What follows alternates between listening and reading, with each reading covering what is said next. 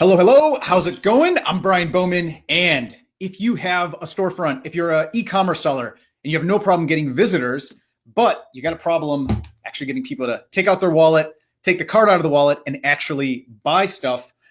First of all, you're not alone. That's probably the biggest roadblock that e-commerce sellers face, and we're going to overcome it today. I'm going to share two ideas, two concepts with you. One from this man, Robert Cialdini, another from this guy, Cialdini Schwartz. We're going to put these two together. We're going to make your conversions go up. We're going to make you some money. So let's talk about it.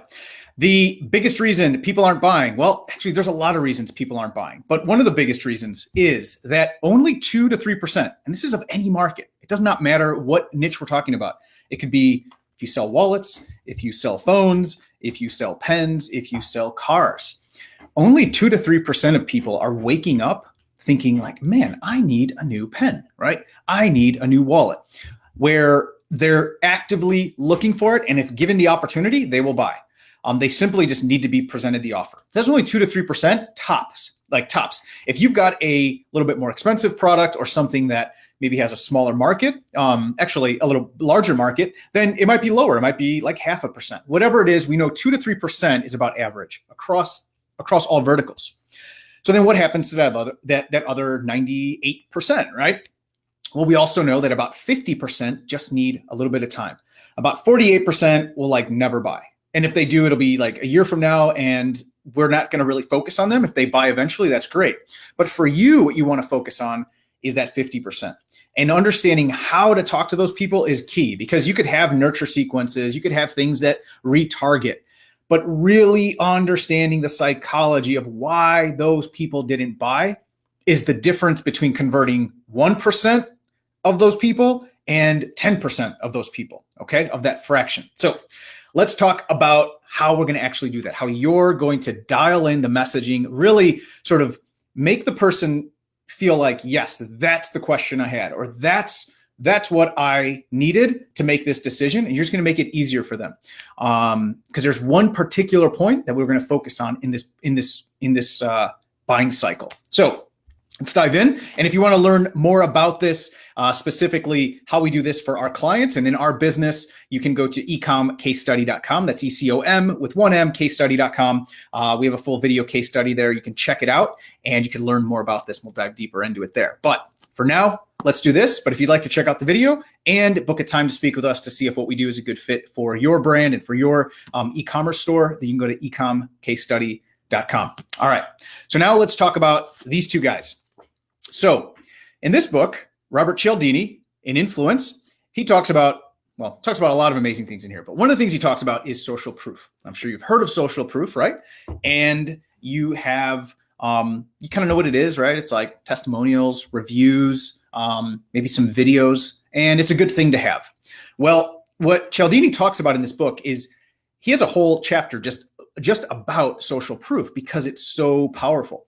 The reason it's powerful is we have a lot of heuristics. They're called heuristics. They're basically shortcuts. It's kind of like a way for us to make quick decisions. You know, there's so much information coming at us and so many things we have to process that it's a quick way to make a decision. Take, for example, if you're in a movie theater and everyone starts running out of the theater, you're going to have this impulse. Even if logically you're like, let me think, why are they running out of this theater, right? You're going to have an impulse to just go get up and run. Like you don't know why, because the tribe is moving. The social proof is there. There must be a reason. So you make a quick decision, and it's good that you make a quick decision, because if there really is a fire in there, you want to make sure you get out. So social proof is wired into us to look at what the tribe is doing and why they're doing it. And it's one of the most effective tools you have. Now, with great power comes great responsibility. So that's why, we have to make sure that we use it wisely, right? And use it, again, with responsibility. But if you have social proof, if you have actual customers who have used your product, they've had success, and it doesn't matter what it is, right? Oh, this pen feels great in my hand. Wow, I didn't think that a $7 pen could perform like this. Whatever it is. But there's other people who've already gone through because the biggest fear people have is making a mistake. That's one of the biggest fears they have. It doesn't matter what the purchase is, $7 or $700. They just don't want to make a mistake. And if you can reassure them through social proof that they're not making a mistake, others have done this, others have blazed the trail for you, it's already been cleared, and you can trust what we're doing, and us as a company and our customers are vouching for us. It's more than just, hey, here's proof that it works. It really does tap into this social proof element that we're looking for to make decisions. Because the bottom line is, and there's one critical point where this is going to come into play. You can use social proof everywhere on your site, in your ads, top of funnel, first touch point when people first learn about your product or brand, all the way through post-purchase, after someone has bought, to show them that, hey, we have this new wallet and everybody loves this thing. You already know we create great products. We already create great pens. You should check out our wallet. That's also a great place to use social proof. So from never buying all the way to being a repeat buyer. But there's one critical point. If you look at this whole process from first purchase to multiple purchases, there's a critical spot where social proof can just it can make all the difference in your business and supercharge sales, and it's abandoned cart. And we're going to talk about why in a second. But just know that social proof you want to use everywhere and as much as possible. So now let's take that idea and stack it on top of this man, Cialdini Schwartz, and his idea in breakthrough advertising about states of awareness. When we combine these two, it is powerful, powerful, powerful stuff. And I hope you see why in a second here. So hopefully if I do my job, it'll be clear. If it's not, then it's my fault. And let me know in the comments below, and I'll do my best to clarify it. So in breakthrough advertising, what Cialdini Schwartz talks about is states of awareness. And there's 5 main states of awareness that he talks about.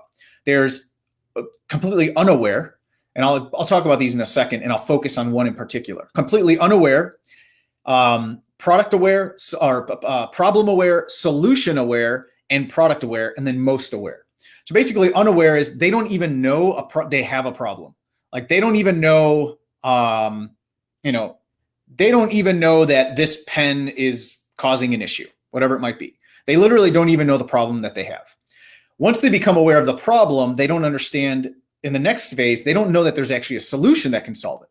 Next, they know there's a solution, they just don't know which product will actually do it. Then they understand product, which is your product. It may be, but among a lot of products, and they haven't made a choice yet. Then most aware, these are your buyers, your hot leads. These are people who know that you have a great product.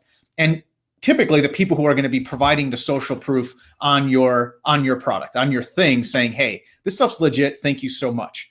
And that's why your best prospect, your best next buyer is your current buyer, because they've already had a good experience with you.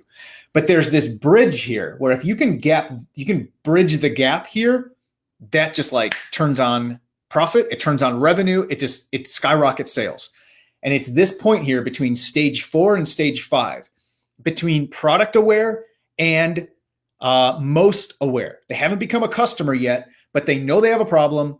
They know that there's a solution. They know your product is one of the solutions that can do it, but they haven't quite become a customer. And when we combine that idea of states of awareness with understanding social proof, it supercharges everything. And here's how.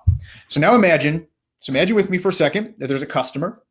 They have an initial touch point. They see your ad. They see a video. They see something that brings them to your site. Now they're on your site. They check it out. They click a few things. They check some images. They read some of the reviews. Okay, they're like, all right, this looks pretty good. They add it to their cart.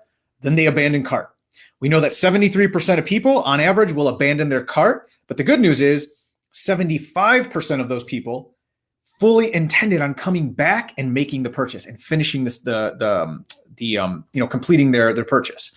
So you're actually, by the way, when you have abandoned cart sequences, you're actually doing them a favor. People wanted to buy it. So you're actually doing them a favor by reminding them. But now let's combine these two. So if you look at where someone is at when they abandon cart, they're problem aware, they're solution aware, they're product aware. They know your product exists and they know what your product does. They just aren't fully convinced that it's the right one for them, that it's actually going to do what it says, and they're not convinced that this won't be a mistake for them. Remember, what people want is to avoid mistakes. So what you want to do then is fully aware of that in your abandoned cart, talk to them and think about it from that standpoint of them being at that stage 4 of awareness and you wanting to get them to most aware. And the way that you bridge that gap is through social proof. That is, of all the places you can use social proof, that is the one critical place where it has the most leverage. at the beginning, it gets people interested. After the purchase, yeah, it was good, but they probably didn't need it because they already were their own social proof. The place where you get maximum leverage for that social proof that you have is at that abandoned cart. So make sure that you are approaching it from the perspective that they just need that nudge. They just need to be reassured that they're not making a mistake. The tribe is agreeing this is going to work. Go ahead and give it a try, right? So that's how when we stack these two things, that's why they become so powerful. So the main point is, of all the places you can use social proof, you want to be using it at that abandoned cart because it's a state of awareness, which is they're product aware. They know there's a problem. They know there's a solution. They know your product may be the one to solve the problem. They just don't want to make a mistake. So go ahead and reassure them and get them to cross that bridge so they become now most aware, rabid fans, brand ambassadors, people who now have social proof to bring more people back in. And now you form this virtuous cycle, which makes sales go up, makes satisfaction go up, makes you feel good. You're building something you're proud of, which at the end of the day is, I think, what we're all trying to do. So have an amazing day. And again, if you'd like more clarity on this, if you'd like more, you'd like to know more about what we do, you can go check out ecomcasestudy.com. That's ECOM with one M, casestudy.com. And we have tons of information there. And you can see if what we do in our brand and, with your brand and in our business is a good fit,